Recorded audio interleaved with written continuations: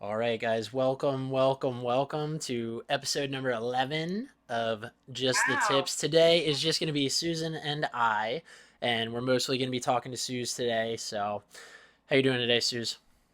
I'm doing great today, actually. I feel really good. I feel like strong and healthy today. So that's good. That is fantastic. So, what I know. it feels good to feel good. But anyway, Fantastic good. the topic we're gonna talk about today is a big one, which Susan is gonna dive into, and that is like our relationship with food and eating. Emotional eating and eating in response to stress and other things that are going on in your life. So obviously, right now is a high stress situation for so many different reasons now in 2020. I don't know what else this year Yeah. is going to throw at us in terms of stress, but I'm sure people have been going through this where they're having cravings, they can't control their eating, or some days are good and some days are atrocious, which Yeah. Susan and I were just discussing. We're having those as well. So I'm gonna Yep. let her, Susan, I guess, start with like a few things about creating awareness around your own habits and your relationship with food and your eating habits, and then from there we'll go into some things you could do once you kind of figure out what the situation is. Um, okay, perfect. This can be a very deep topic for some people because whenever you start talking about people's emotions, it can trigger people a lot. So as a holistic health coach, this is the part of the my plan that I work on the most because I feel like, what I hear the most from people is I know what to eat, I know what's healthy, basically. I just don't know why I don't do it. And so I try to get to the heart of the why we're not doing what we're supposed to be doing, at least for, people can be good for a little while, maybe a month or 2 months, maybe even 3 to 6 months. And then all of a sudden, something happens. You can usually track back when I sit down with a client and they've, like, say they've been thin all their lives and then they have had a weight loss, or a weight gain, like a 20 pounds all of a sudden. And I always ask them, what was going on at around that time of your life that weight started to creep on? And it's usually something emotional happened in their life, some sort of, it could be a small trauma, it could be, something like divorce, it could be my child got sick, it could be that I was whatever, it could be anything, but there's usually some moment that I can find and they always have an aha around it. So the first thing I would say when it comes to emotional eating is that we all do it, and there is no shame or guilt about doing it because we are human beings trying to cope with our stress in many ways. So um, the idea of having a relationship with food is really an interesting topic because I feel like you shouldn't be having a relationship with your food because it's just supposed to be fuel to move you forward. And we have talked about that in previous episodes. We're going to dive a little deeper in what that means. And I can definitely speak from my own self, and I have studied a lot of people that talk about this. There's one woman in particular that's like my authority guru on this. Her name is Janine Roth, and I will recommend a book if you're interested on diving a little deeper. So emotional eating is a language all on its own. It's like, trying to understand what it means is really hard because you eat for stress, you eat for boredom, you eat for the, I call it the, and excuse my language, sometimes you just have a fuck it moment and just whatever. And what you want to get away from is mindlessness around food, and and owning something like, I can't give up my wine, or I can't give up my cheese, or I can't give up my bread. Whenever you possess a food, that's a big hint for me that there's something unhealthy about the relationship you're having with that item. So you can't rid yourself of emotional eating until you listen to what it has to say to you, right? It's telling you something. There's something underlying that's happening with you emotionally that you're not able to process or deal with, which is very normal and completely fine. However, food only gives us a momentary lapse in that feeling, and then instantly, literally instantly, like say it's ice cream and you had a stressful, just to keep it simple, you had a stressful day, you're exhausted, you're bored of whatever, the quarantine, your job, your boss, and you sit down to a bowl of ice cream. While you're eating it, it feels really good because it's got sugar and cream and all those things that sort of lift your mood. But the second it's empty, you feel guilty, fat, and disgusting. Correct. So it's an immediate feeling of, oh God, what have I done? So it's not a good payoff. It seems like a good idea at the time, and then all of a sudden you're feeling the same way you were before. You never really got rid of the whatever the emotional trigger was. The stress is still there, and now you've added on guilt, shame, and feeling crappy in your body. So what you want to do is ask yourself some questions before you eat. You ask yourselves, am I bored? Am I feeling something that I don't want to feel right now? What's going on with me? And even just to ask the question of what's going on with me is a really hard question, because not a lot of people dive deep into how they're feeling on a daily basis, emotionally, physically, um, you know, environmentally, like what's happening in your space that you're in, especially now during quarantine. There's a lot of chaos sometimes. It ebbs and flows for sure. But going to food, and I would include alcohol in that because, a lot of people are doing that. I mean, alcohol sales are up about 85%. But once you understand what the trigger is, then you can sort of tackle how you're expressing it. So you want to find a way to express it in another way. I encourage my clients to journal around food and mood to connect the dots. So it's as simple as you just have a regular day of eating, and then while you're eating, like at the end of the day, you can just write a little note about your mood and say, this was not a good day. I had stress around this. My kids were pissing me off. I was tired, whatever it was. And the catch 22 of all of this is that when you emotionally eat crappy food, because we don't generally emotionally eat a salad, the crappy food, and we've talked about this again, will spike your blood sugar, take you down lower than you were before, and you still feel bad. And then you're on this sort of like, again, that hamster wheel of your blood sugar. Cravings happen, Yeah. and then you're just It's a really vicious cycle. spinning the drain. Right. So a couple of things to check in with your mood on a daily basis. You take a week and track it. I always tell people to take like a weekend day and then 2 typical weekdays. Just write it down what you typically do. So say if you're eating, like the normal amount of food is breakfast, lunch, dinner, and maybe a snack or 2, right? If you're eating beyond those parameters, or if it's a portion that's way out of control, like you just can't stop eating, and if it's outside of that, you want to take a look. It's like a perpetual snow day right here in quarantine. So people are baking more than they ever have been, and they're eating the baked goods more than they ever have been.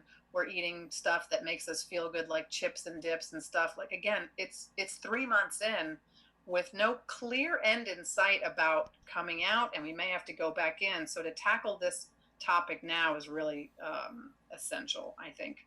So again, it takes a little time to sort of direct the attention into your own self and to really ask you the hard questions of how am I doing? How am I coping with my stress? And are there other ways besides food or alcohol that I could use to manage this moment that I'm in? Because it really is a moment that will pass. We don't like to feel uncomfortable. Human beings don't like to feel bad. We don't like when feelings come up that make us feel angry, irritated, cranky. We don't even like to feel tired. We just always want to feel good, and that's just not how it works. The best defense on feeling good is to keep your blood sugar stable, which again, I'm just going to keep underlining that every time we talk. But beyond that, if you have a binge moment where you're just gone nuts and you know you're not hungry and you ate way too much, ask yourself the hard question. And you don't have to tell anybody. It can be private between you and your journal. But as long as you're checking in with yourself, and once you get it and understand the needs that food fulfills, emotional eating, having served its purpose, will stop. So once you get it and understand what the need is that this food is fulfilling, your emotional eating will stop around it. Like, what is this that it's doing for me? Is it de-stressing me? Okay, then maybe I can pick a different way to de-stress. I can take 10 minutes and like 10, like a minute and do 10 good breaths. I could call a friend that I really, that I know that cares about me and just have a phone call. You could shut the door and take a bath. You could take a walk outside, which literally taking a walk outside lowers your cortisol. Just by, you don't have to do a power walk. You just have to go outside. There are things to do that you can detach yourself from that emotional bond with your food, because again, it's a slippery slope to have a relationship with your food. Treat it as fuel. And I know this is easier said than done. And again, I'm guilty of it too. And sometimes I'll know I'm doing it and I'll just do it anyway and be like, I know I'm doing this. I know I'm doing this because I'm pissed. I just have, and it'll come up as a moment. I'm sure, Ryan, I'm sure you do it too. And I'm sure all of us in quarantine are struggling with this. But again, you can't have it, just like consistency and everything that's good for you is a good thing. Consistency and then things that are bad for you are also really detrimental to your health. So you're becoming more inflamed. You're becoming blood sugar spikes are creating some insulin resistance, which could really bite you in the ass later on in your life or even after quarantine. And your clothes don't fit. So I always tell people, like, where's the line in the sand going to be? Like, where are we there yet? Have you reached, like, we're 3 months into this quarantine of a free for all. And I'm not saying everybody's doing this, but I would say most of us are doing this. And it's time, it's time to start thinking about how you've been treating your body for the last 3 months. And have you been giving it the best fuel it needs on a basically regular basis? So if emotional eating is your thing, and feels out of control, I would start with a journal with a daily food track. I think that's the best way to do it. And you can be like, yeah, this wasn't a good day, and I look at what I ate there, and that I probably didn't need, and this was definitely because the kids are pissing me off, and all of that can really start to. It's like balancing a checkbook. Once you see it in front of you, you kind of can't deny it anymore. And then you can either address it, which is what we're asking you to look at and address, because health and fitness is our main concern here for this, let's call it a webcast. Yeah. Vlog. And we are just interested in taking off all the layers. And this is definitely a big, big layer. You can't ignore it. It's never going to stop unless you address it. You can't rid yourself of emotional eating unless you listen to what it has to say to you. Right? That's a really key thing. It's saying something to you. It's saying something is not okay. And it could be something small. It could be something big. And there's a lot of stuff going on in the world, especially what we talked about. There's a lot going on right now. Yeah, right now. You have every right to be stressed about it, and every right to be not feeling so great right now. And what you don't want to do is to just take your body down with you. You don't want to sink the ship. I mean, there's got to be an analogy there. Yeah. Yeah, exactly. Yeah, like if there's one flat tire, just change the tire. Don't slash all the other 3 tires. That's what I actually have a thing. I call it the blown tire syndrome. Yep. And exactly what you said. It's like you eat. You're driving down the highway. If your tire goes flat, you don't get out and pop all the other tires. You fix the tire just and move fix on. The fix the issue. Moment, you can look at it and be like, I just had a moment of complete mindless eating, and I'm not going to, and so that you can't just be like, well, the whole week is blown and I'm just going to keep going like that. No, just fix the tire. It's one meal, one snack, or whatever it was. No judgment on it. Just be kind to yourself. It's okay. We all do it. And just keep driving down the highway. Yeah. You get another meal we eat all day. Oh, so yeah, totally.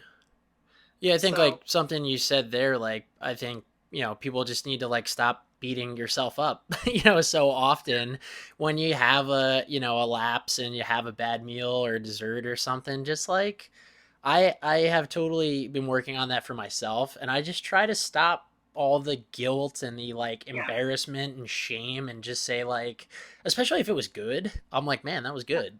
Like, probably shouldn't have ate it, but like you said, like, tomorrow's a new there's shame is not a fun emotion to feel, no, especially around what you're doing. Yeah, the worst person to beat up is yourself. Like, just like let's be a little easier on ourselves. And like you said, tomorrow we got a whole bunch of new meals to tomorrow's a new day. Every day the new day to try again. And connecting, the thing is, and that's such a key thing, is that in all of this, people are like, you have to learn a new language and you have to, clear out your garage and like get all this productive work done. And it's okay to just not do that stuff. Like, be kind to your body and be kind to yourself in all of this, and you will actually lighten a load a little bit of stress that you're putting on yourself. Yeah. You don't need that. We're already stressed out enough, And like right? you said, find when you have that stress, find better coping mechanisms and find better ways to let it all out. And because like you said, food is instant comfort. You take a couple of bites of something and it makes you feel much better immediately. And and Yeah, then like you said, but that does not, it's that's like instant gratification and an instant satisfying feeling where, yeah, well, like with most things in life, if you push off, that feeling and that gratification and take a second to think about, have some discipline and think about what your options are, yeah. and then when you start doing it, it just snowballs in the right direction and it builds and it builds and you start to get some confidence and you get a hold on things and you Well, yeah. connecting those dots, I think, will, once you look at it, it's hard to ignore that when the next time you're doing it. Like, I can't mindlessly eat now because I'm too in tune with what's going on with me. That doesn't mean I don't do it, but I know that I'm doing it when I'm doing it. I'm like, all right, we're just going to do this thing and then we're just going to move And on. I say that all the time. I'm like, I'm just gonna eat it, and I'm just gonna go forward from there. And Yeah. when I go Well, shopping, I buy yeah, only good food. And then if right. I'm in a social situation or somebody gives me a gift or something, I'm gonna eat it. Yep. And I'm And, gonna. Yeah, that's what we were and talking about before. nutrition, especially with training, obviously, we always tout consistency, but nutrition is one of those ones that definitely goes like this. People have Yeah, I think ups and it's downs. like just win more battles than you like. Just Yeah. yeah, just build and build and build. But before we wrap it up, do you have any other like just strategies, or whether it's like Yeah. breakfast strategies or occasional fasting, for example, or just anything from a nutrition standpoint that like people can start utilizing from a more practical standpoint?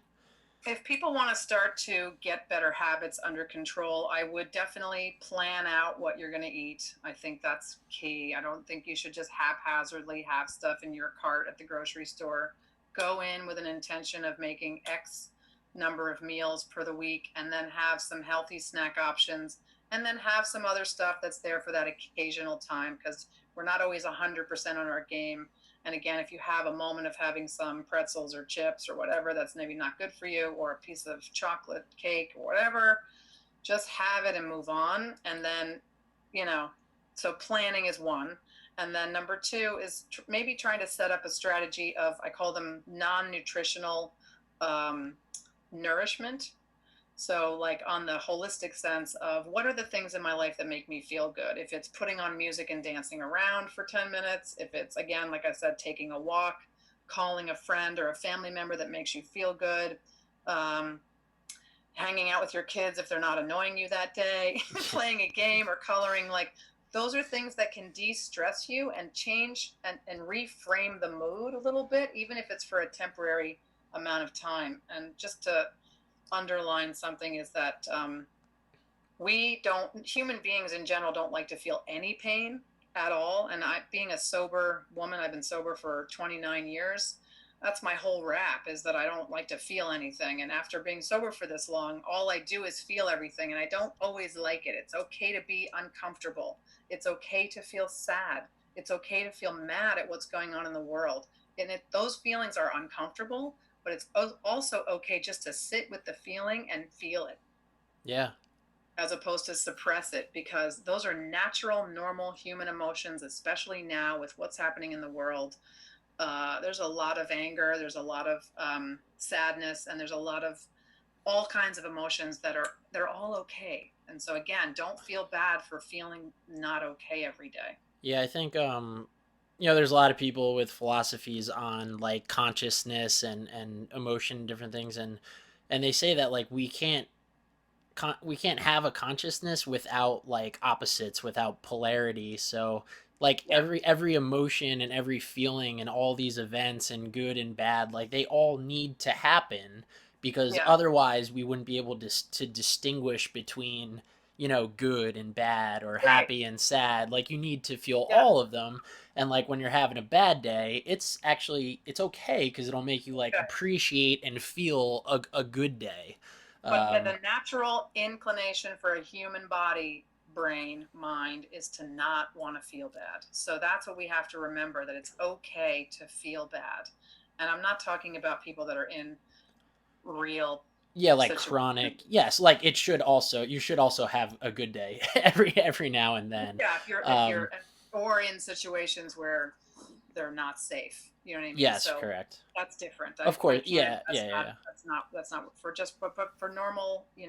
Basic human condition is that we are just Yeah, like all conditioned yeah, to not. all these things are gonna happen. Yeah, No matter what. And I think one of the most it's okay important. to like. I think it's. I talk to my kids and I say sometimes I'm just having a day where I just need to be alone, or I'm just having a day where I feel sad, and it's important to have that dialogue and to say what the emotion is out loud, even if you're writing in a journal. I don't feel right today, or I don't know what I'm feeling today, Yeah, but exactly. let it be for a few minutes, and as opposed to just walking to a cabinet and trying to stuff it down. Exactly. So that's your awareness and you consciously trying to choose a better way to cope with what you're feeling, which is a And huge thing. choosing a better food could actually help your mood. Oh, it changes your physiology, and people might be craving tons of stuff because they have nutrient deficiencies and their body wants something, and Yeah. it's like, go find it, even if it's just you're dehydrated or whatever it is. Well, Um, yeah, there's that too. that's I mean, all. the physiology around these kinds of Yeah, emotional like cravings, actually craving. sometimes And it's just water. yeah, Sometimes it's sometimes just, you might be dehydrated, so your body just wants intake, yeah. so, and sometimes that is disguised as food intake. So that would be the um, first point of attack is I would pause, drink water, regroup, maybe take 10 good breaths, like a meditation kind of breath, just 10 deep inhales, and just wait for a second and see if you, and that literally, those things that I just said takes a minute. yeah, reason Um, 115,000 why you should just drink some water in the morning, yeah, so as we've addressed in every episode, no matter what we've talked about. it But literally is the first point of attack for it is everything. the So, chief solvent in your body, and it needs to go in. but I will put on in the comments on Facebook the book that I recommend people look at, and she's got a good website. But this woman Janine Roth, who was one of my teachers at school, is the guru of emotional eating. That's all she does. She comes from, and she's an incredible resource if you want to dig deeper into it. And I'm always available for more if you want more from me on it, because I think it's a really important topic, and I don't think a lot of people talk about it. Yeah, At least how incredible. to address it. I mean, they're like, yeah, I'm an emotional eater, and they always think that women are more emotional eaters than men, but Oh that is no, not yeah, true no way. at all. It's just it's people across the board. It doesn't matter Yeah, who it is or whatever your situation is. doesn't matter. Everybody at some point in your life will gravitate towards food because of stress. It's just that's I It's don't. also it's an acceptable thing to do because you're just eating, but there are other things and behaviors that we do to stop our feelings, like smoking, drinking, drugs, Yeah, whatever. Pick gambling. I your mean, yeah. No, I to call it filling a spiritual hole. Like there's a yeah. There's hole a that, void, and you fill it with something that makes you feel more comfortable. and And that's a normal thing to want to do, but again, that hole's never going to close up if you don't look inside. yeah, and And it circles back to just choosing better options for yourself. Which, like we talked about, like if you delay the gratification of choosing the quick thing, yeah, eventually at a point in your life you'll just be in such a better place, and you'll be so much happier. It's and just to it. have an experience of getting through a moment like that in a healthy way will actually teach you, like, hey, that wasn't so bad. Oh yeah, when you start And I, building your own, like when you build your own confidence around yourself, it's yeah, there's nothing you can't do. right. It just takes it just takes a lot of work. Like anything in life, No, anything that's worth it will take a lot of work consistently. and this doesn't actually take that much work to check in with yourself. I think it's something you should do just on a regular basis with everything else. And but if you're looking at somebody like me and somebody like Ryan who've been in the field for a while, we still do it. I mean, we're not immune because we're fitness professionals and nutrition professionals and certifications out the wazoo. We still have those feelings. And again, just to underline, the important thing is to be kind and not beat yourself up about how you're feeling. Yeah, totally. So just Everyone can do another it. just quick recap. I mean, there's a lot of information in there. Yeah, obviously it starts with awareness, and Yeah. then I think the most important thing that we've talked about is just like learning to take a deep breath and be okay. Yeah. And then to move forward and to plan, to plan for these Yeah. situations. What kind of healthy food and snacks am I going to have in the house, or what other type of Like coping I don't buy mechanism? trigger foods for myself. Oh I yeah, know what get them, my like trigger just get foods them. are. I just don't buy them. And my daughters know that when they go in the grocery cart, my daughter will be like, "Are you feeling all right?" Like Yeah. she knows when I go into a trigger food, and it's basically for me, it's any cheese dip and a cracker of any kind. That's It's funny. all it's gone, Yeah, and yeah, I yeah. change it to hummus and carrots because it's like the same feeling, Yep. but But it's way a way healthier better. version of it. But if I'm eating some sort of a cracker and cheese dip, my daughters are like, "Okay, Yeah, thumbs up, mommy." I have a rule, like when I go shopping and I'm by myself buying food for myself, like nothing bad goes in the cart. I only buy good food, and then I save all the other stuff for social situations and Yeah, barbecues and that's a birthdays, good tip. That's a good and tip. so I eat 90% of the time the food that I bought, and I make it myself, and I know what goes in it. And then since I do that, I don't feel bad when I go to a party and I'm like, I'm going to eat all the stuff that I just haven't purchased and haven't bought and haven't had. And Yeah. instead of feeling bad about it, I'm going to be like, it just makes that occasion better, It you also know? makes you feel like you're not, always on like a clean eating plan and like you're part of the party. Oh yeah, You like I just there's so, no emotion around any of it. right. Like I try to do the right Yeah. thing most of the time, and then I Yeah. try to not feel guilt and shame. I try to enjoy those Yeah. times where I'm like with family, having a beer and a piece of cake. Yeah. It's like then I'm just grateful for those moments.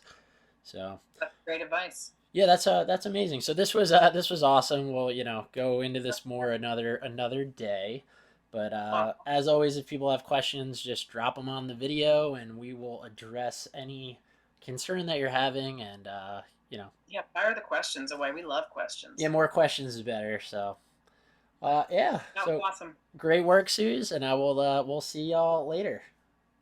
Awesome.